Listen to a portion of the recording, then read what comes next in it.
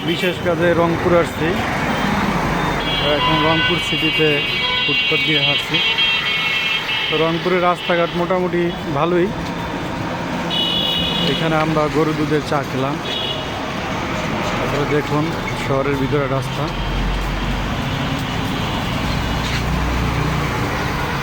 এর সাথে আমাদের জামাল ভাই আছে।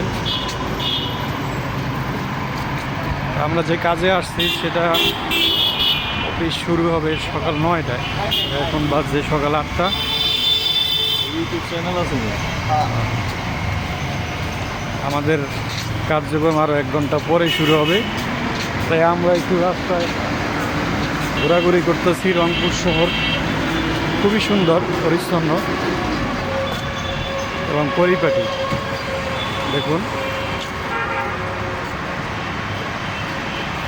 এই কাজটা যদি আপনাদের দেখায়,